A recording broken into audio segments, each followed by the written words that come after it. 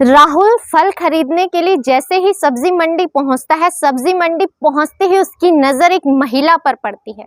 जैसे ही उस महिला को देखता है, उसके पैरों तले जमीन खिसक जाती है, क्योंकि ये जो महिला थी वो कोई और नहीं, उसकी तलाकशुदा पत्नी थी। वो उसे जब इस हाल में देखता है तो देखकर एक बार तो चौंक जाता है और फिर शायद एक बार मन ही मन खुश भी होता है। वो देखता है कि जब तलाक लिया था तो बड़े गुरूर से मुझे छोड़ कर के गई थी, लेकिन आज ये किस हालत में है, ये देखकर कहीं ना कहीं उसे बहुत ज़्यादा खुशी होती है। अब वो उसके पास जाना चाहता है, अपनी गाड़ी से उतरता है। उतरते ही अब वो सोचता है कि सीधा जाए, इससे पहले ये तो जान ले कि आखिर वो इस हालत में यहाँ पर आई कैसे। ये सोच करके वो अपने चेहरे पर एक रुमाल बांधता है। रुमाल बांधकर उस महिला के पास पहुंच जाता है। देखता है तो क्या देखता है कि ये उसी की पत्नी रानी है। रंग पहले से ज्यादा सांवला हो गया है, कमजोर दिखाई दे रही है, बहुत ज्यादा दुबली पतली हो गई है। ऐसा लग रहा है कि शायद बीमार भी है। सामने फलों की एक टोकरी रखी है जिसमें आम रखे हुए हैं और थोड़ी बहुत सब्जियां, आलू, टमाटर और गोभी के जो टोकरे हैं वो रखे हुए हैं। देखकर प्रतीत होता है कि सब्जियां सुबह से लेकर अब तक बासी हो गई हैं, लेकिन अब तक शायद इन्हें किसी ने भी खरीदा नहीं है। अब जो राहुल है वो एक बार सोचता है कि आखिर ये तो अपने भाई भाभी के साथ रहा करती थी, बड़े गुरूर से मुझे छोड़ कर के गई थी, आखिर ये यहाँ पर क्या कर रही है, वो भी इस सब्जी मंडी में सब्जी बेच रही है। आखिर ऐसा क्या हुआ? हो सकता है शादी के बाद जिस पति से इसने शादी की वो इसे मारता पीटता हो। यही सब सोचता हुआ वो मन में ख्याल बुनता हुआ वहां पर पहुंच जाता है। जैसे ही वहां पर रानी के आगे जाकर खड़ा होता है तो देखता है कि उसके माथे पर जो एक तिल है वो आज भी गवाही दे रहा था कि ये उसकी पत्नी रानी ही है। अब वो जैसे ही रानी को देखता है, रानी के सामने खड़ा हो जाता है और सब्जी और फलों की तरफ जैसे ही देखने लगता है, तभी पास में खड़ी हुई एक और औरत होती है। वो चिल्लाकर कहती है कि साहब जी, मुझसे सब्जियां खरीद लो, मेरी सारी सब्जियां ताज़ा हैं, इसकी सारी सब्जियां बासी हैं। तभी रानी कहती है कि नहीं साहब, मेरी सब्जियां भी ताज़ा हैं, बस मैंने इनमें पानी नहीं छिड़का है, इस वजह से ये थोड़ी सी ऐसी दिखाई दे रही हैं। लेकिन राहुल इतना सुन करके जैसे ही देखता है सब्जियां वाकई में बुझ चुकी हैं, वो बहुत ज़्यादा मुरझाई हुई दिखाई दे रही हैं, लग रहा है कि वाकई में बासी हैं। वो कहता है कि मुझे सब्जियां नहीं, मैं फल लेने आया था। तो वो आम के और इशारा करती है कि साहब आम भी हैं। वो जो दूसरी महिला है सब्जी वाली, वो कहती है कि साहब इसके पास ताज़ा आम भी नहीं है, सड़े गले आम हैं, आप मुझसे सब्जी ले लीजिए। राहुल मुड़ता है दूसरी दुकान की तरफ, तभी रानी बोलती है कि साहब जी ले लीजिए, मुझे मेरी बेटी के लिए दवा लेनी है। इतना सुनना था कि राहुल के कदम वहीं पर रुक जाते हैं, मानो धरती में उसके कदम चिपक गए हों। दरअसल जिस बच्ची की वो बात कर रही है, उसकी बच्ची जिसे 2 साल का लेकर के रानी चली गई थी, उसका नाम था प्रीति। प्रीति जब 2 वर्ष की थी तभी इन दोनों के बीच तलाक हो गया था और 2 वर्ष की प्रीति को लेकर के रानी आ गई थी। वो जैसे ही ये शब्द सुनता है, सुनकर वहीं रुक जाता है और वापस मुड़ करके अपनी पत्नी के पास आता है और टोकरे में आम देखता है। आम वाकई में बड़े सड़े गले पड़े थे, लेकिन वो जितने भी आम होते हैं सारे आम खरीद लेता है और उसके पैसे दे करके वहाँ से निकलने लगता है। जो रानी है उसका आभार व्यक्त करती है और आभार व्यक्त करके कहती है कि साहब जी आपकी बड़ी मेहरबानी, आपने मेरी मदद की। मैं सब्जियों पर ध्यान नहीं दे पा रही हूँ, दरअसल मेरी बेटी की तबीयत बहुत ख़राब है, मुझे उसका ख्याल भी रखना होता है। इतना कहकर वो अपना सामान समेटती है और सामान समेट कर जल्दी जल्दी से वहाँ से चलने लगती है। लेकिन अब जो राहुल है वो वहीं पर रुक कर एक बार सोचने लगता है कि आखिर ऐसा क्या हुआ।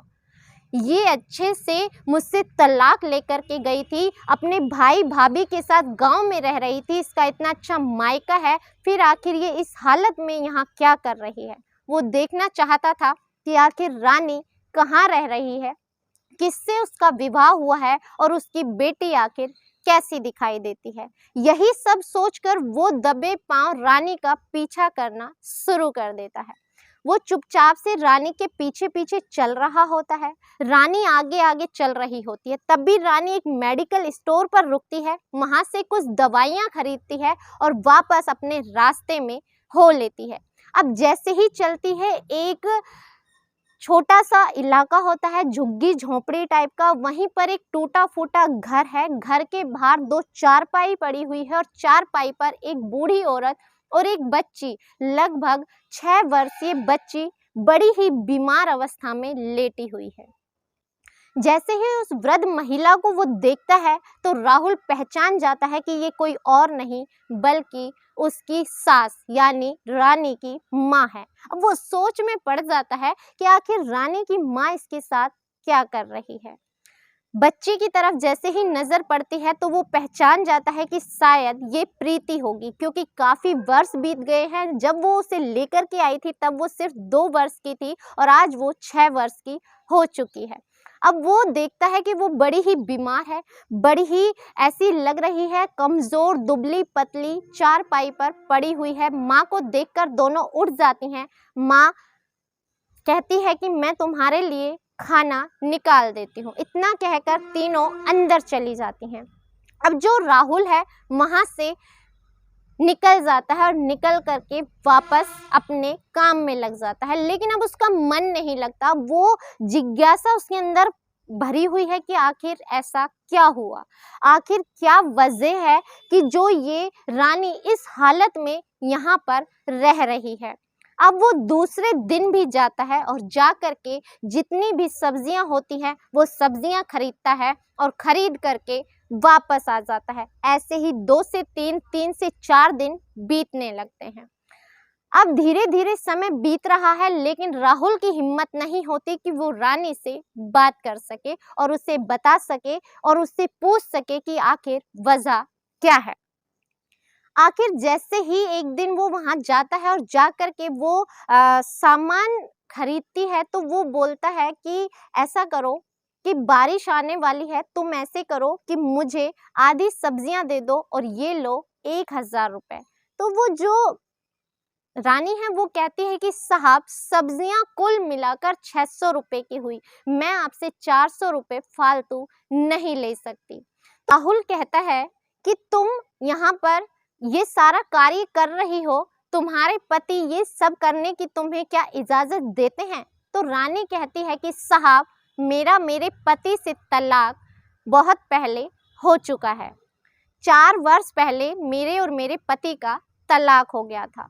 ये सुनकर जो राहुल है वो एक बार ठिठक जाता है और फिर बोलता है कि तुम इतनी खुददार हो तो शायद जरूर तुम्हारे पति की ही गलती रही होगी, इस वजह से तुम्हारी जैसी स्त्री को उसने तलाक दे दिया। अब रानी है, रानी कहती है कि नहीं साहब वो बहुत अच्छे व्यक्ति थे, बस किस्मत खराब थी, उस वक्त शायद मेरा समय ही सही नहीं चल रहा था। वो इतना कहती है और अपना सामान समेटने लगती है कि शायद आज का जो उसका कार्य था वो पूरा हो चुका है। वो चली जाती है। राहुल भी धीरे धीरे कदमों से अपनी कार की तरफ बढ़ता है और कार से सीधा अपनी दुकान में आ जाता है और अब बैठ करके वो सोच रहा है उन पलों को जो आज से 4 वर्ष पहले रानी के साथ उसने बड़ी ही खुशनुमा तरीके से बिताए थे। दरअसल वो दोनों एक दूसरे को बहुत प्यार करते थे। रानी बड़ी ही खुददार थी, उसके वो जो राहुल है वो अपने भाई भाभी के साथ ही रहा करता था। जो भाभी है वो रानी को हमेशा काम करवाती रहती थी, काम इतना ज़्यादा कि एक तरह से उसे नौकरानी बना करके रखती थी। यहाँ तक कि जो उसकी बेटी प्रीति है उसे मारती थी, पीटती थी। ये सब रानी को बर्दाश्त नहीं होता था और वो उनसे ऊंची आवाज में बोल पड़ती थी।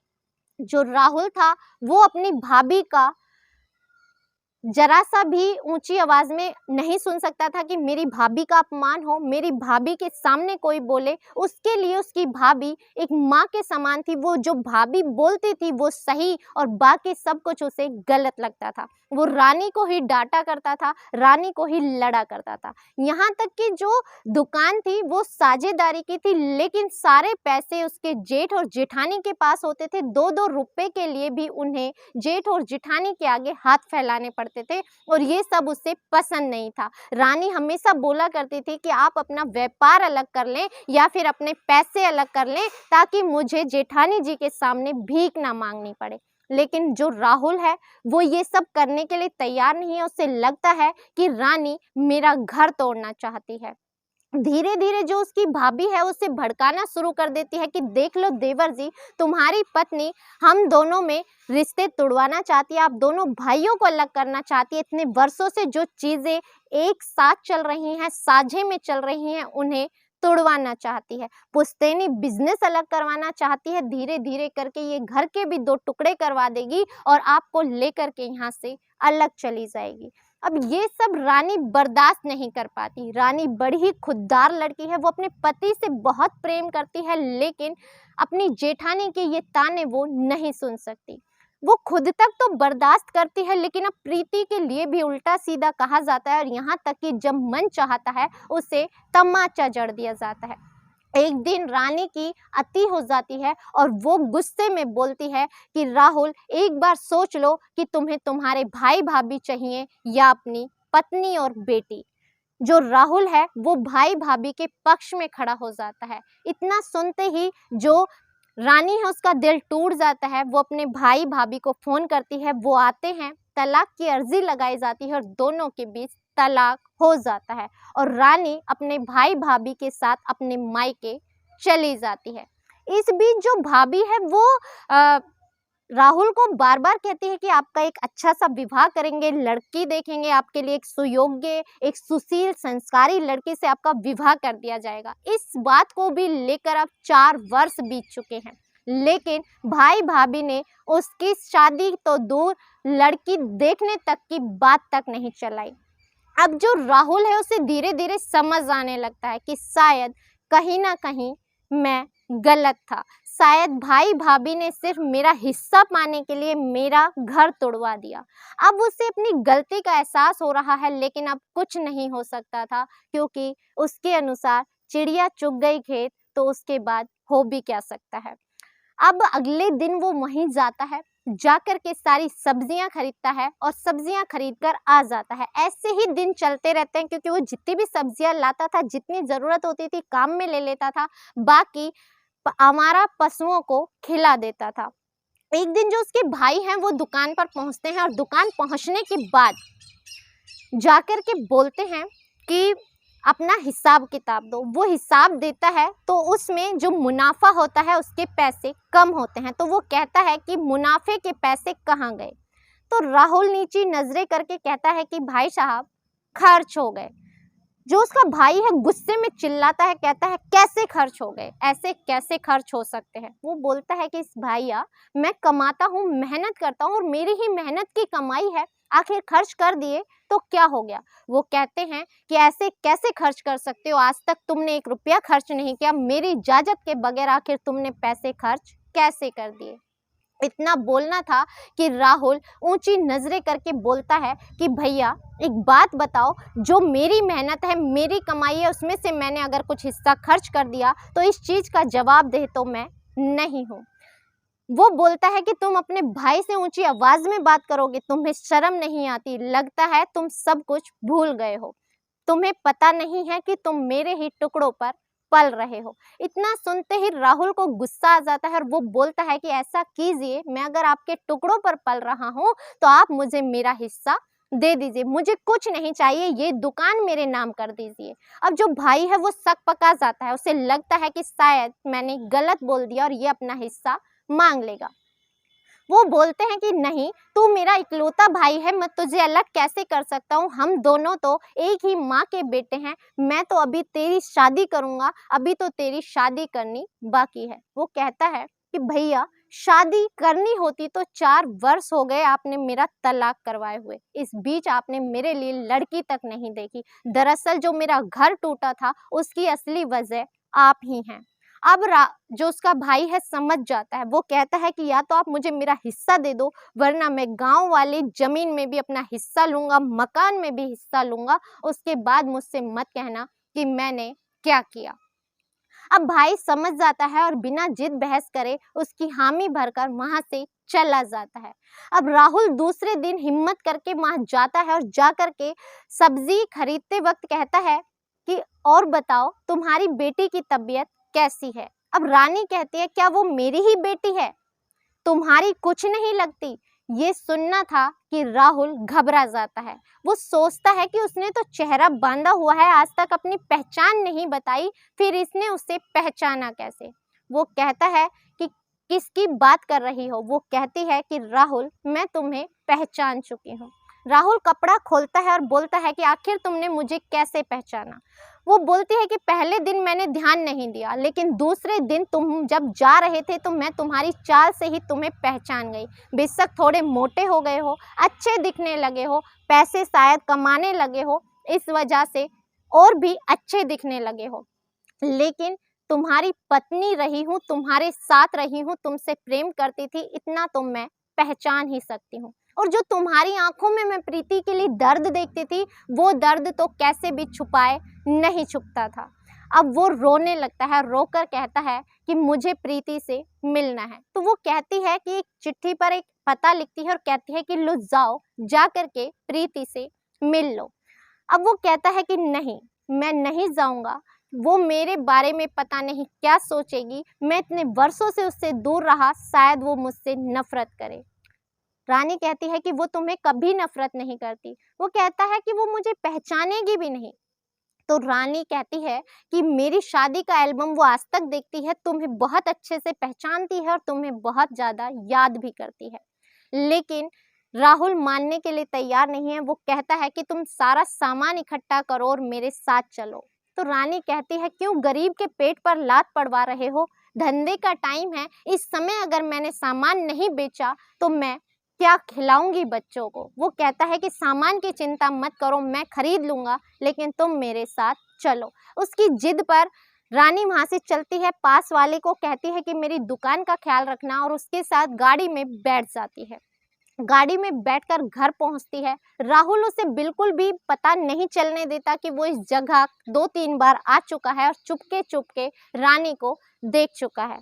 अब वो जैसे ही जाती है, सामने जो गुड़िया है वो उसकी आती है। वो चिल्ला करके प्रीति कहती है कि देखो प्रीति, कौन आया है। प्रीति आती है और कहती है माँ कौन है। वो कहती है कि देखो बेटा, तुम्हारे पापा आए हैं। इतना सुनते ही प्रीति अपनी माँ के गले से लग जाती है और कहती है कि नहीं, मुझे इनसे नहीं मिलना, ये गंदे पापा हैं, इन्होंने आपको बहुत दुख दिया, इनकी वजह से मैंने आपको बहुत रोते देखा है। इतना सुनना था कि राहुल की आंखों से आंसू नहीं रुकते। जिस बात का उसे डर था, जिस डर से वो यहाँ नहीं आ रहा था, वो ही डर सच हो गया। सामने देखता है तो क्या देखता है, उसकी सास खड़ी हुई है। उसकी सास के पैरों को छूता है तो उसकी सास कहती है चले जाओ यहाँ से, तुमसे रिश्ता आज से 4 वर्ष पहले ही टूट चुका है, तुम हमारे कुछ नहीं लगते। अब जो रानी है वो प्रीति को समझाती है, बोलती है कि नहीं बेटा, ऐसे नहीं कहते, पापा तुम्हें बहुत प्यार करते हैं, पापा की मजबूरियां थी, पापा से मिलो। इतना सुनना था कि प्रीति दौड़कर राहुल के गले लग जाती है। जो राहुल है वो उसके गले लगता है और दोनों की आंखें नम हो जाती हैं। राहुल कुछ खिलौने और कुछ उपहार लेकर आया था, ला करके वो प्रीति को देता है और धीरे धीरे एक एक चीज निकालकर वो उसे दे रहा होता है। तभी जो रानी है उसकी नजर उस बॉक्स पर रहती है कि शायद कोई आखिरी उपहार उसके लिए भी हो, लेकिन धीरे धीरे करके सारे उपहार खत्म हो जाते हैं, लेकिन उसमें से उसके लिए कुछ नहीं था। रानी निराशाजनक आंखों को नीचे झुका लेती है। अब वो उससे मिल लिया, वो वापस जाने लगते हैं। रानी को अपनी दुकान पर जाना है, वो आकर गाड़ी में बैठ जाती है। बैठ करके वो बोलती है कि अच्छा लगा तुमने प्रीति के लिए उपहार लिए। अब वो कहता है क्या मैं तुम्हारे लिए कुछ लाता तो क्या तुम लेती। तो रानी कहती है लाते जबकि बात अलग थी, जब लाए नहीं तो इस बात से क्या ही लेना देना। तो वो कहता है कि ये बताओ अगर लाता तो क्या तुम लेती। वो कहती है कि हाँ, अगर कोई प्यार से लाता तो मैं इनकार भी नहीं कर पाती। तो राहुल कहता है कि मेरे पास तुम्हारे लिए कुछ है। वो कहती है ठीक है, अब लाए हो तो लाओ, दे दो। अब जैसे ही वो अपनी जेब में हाथ डालता है, मुट्ठी बंद करता है और मुट्ठी को बाहर निकालता है और निकाल करके कहता है कि तुम आंखें बंद करो। वो आंखें बंद करती है और उसकी मुट्ठी में वो एक गिफ्ट रख देता है और गिफ्ट रख करके उसकी मुट्ठी बंद कर देता है और उससे पूछता है कि मुट्ठी खोलने से पहले एक सवाल है, उसका जवाब दो। तुम यहाँ पर आखिर क्यों रह रही हो? रानी बताती है कि उस समय तो भैया भाभी मुझे लेकर चले गए, लेकिन कुछ समय बाद ही मैं भाई भाभी पर बोझ बनने लगी। एक तलाकशुदा बेटी को ज्यादा दिन कोई नहीं रख सकता। मैं कहीं नहीं जा सकती थी। इसी शहर में मामा जी का ये एक घर था जिसकी चाबी माँ के पास थी, तो मैं माँ के साथ यहाँ आकर के रहने लगी। इतना कहना था कि उसकी आंखें डबडबा जाती हैं। राहुल की भी आंखें डबडबाने लगती हैं और वो कहता है कि एक बार तोहफा खोल कर देखो और बताओ कैसा लगा। रानी जैसे ही अपनी मुट्ठी खोलती है, देखकर सकपका जाती है। उसकी हाथ में मंगलसूत्र था। वो देखकर चौंक जाती है, कहती है कि अब बहुत देर हो गई, क्या फायदा, अब तक तुम भाई भाभी के इशारों पर ही चलते हो, आज भी शायद उन्हीं के किसी कहने पर आ गए होगे। ताना कसती है, लेकिन राहुल बोलता है कि मैंने भाई भाभी से सारे रिश्ते तोड़ दिए हैं, मैं उनके साथ नहीं रहता हूँ, मैं अब अलग से रहता हूँ। ये सुनकर रानी को थोड़ी सी तसल्ली होती है। वो कहती है कि काश ये कदम तुमने 4 वर्ष पहले उठाया होता तो ये जो सुहाने पल हमारी जिंदगी के बीत गए, जो अधूरे रह गए, वो शायद कभी अधूरे नहीं रहते। वो कहता है कि मैं माफ़ी मांगता हूँ अपनी तमाम गलतियों के लिए जो आज तक मैंने की, लेकिन मैं आगे की सारी जिंदगी तुम्हारे और प्रीति के साथ बिताना चाहता हूँ। मैं चाहता हूँ कि तुम मेरी पत्नी बन जाओ। लेकिन रानी वो मंगलसूत्र उसकी ओर वापस कर देती है और कहती है कि नहीं, ये तुम ही रख लो। राहुल हाथ जोड़ता है और कहता है कि मैं विनती करता हूँ, इसे तुम वापस मत करो। रानी कहती है ठीक है, अपने हाथों से ही पहना दो। वो उसे हाथों से पहना देता है। अब वो प्रीति को वापस जाता है, प्रीति को और माजी को गाड़ी में बिठाता है और अपने घर लेकर के आता है। बड़े ही सम्मान पूर्वक वो माजी को रखता है, प्रीति का एक अच्छे स्कूल में एडमिशन कराता है और रानी और राहुल खुशी खुशी अपना जीवन यापन करने लगते हैं। तो इस कहानी को सुनाने को उद्देश्य से आपको दुखी करना, परेशान करना नहीं था, बल्कि आपको जागरूक करना था कि कभी कभी गलत फहमियों से रिश्ते टूट ज़रूर जाते हैं, लेकिन अगर उन्हें जोड़ने की कोशिश की जाए तो वो वापस से जुड़ भी सकते हैं। लेकिन बहुत ही किस्मत वाले लोग होते हैं, कुछ ही लोग होते हैं जिनकी ज़िंदगी में ऐसा पल आता है। इसी के साथ इजाज़त चाहूँगी, लेकिन जाते जाते वही कहना चाहूँगी कि कमेंट में अपनी राय देना ना भूलें और ये बताना ना भूलें कि आप सब कहाँ से हमारी वीडियो देख रहे हैं। इसी के साथ इजाज़त दें, स्वस्थ रहें, सतर्क रहें। जय हिंद, जय भारत।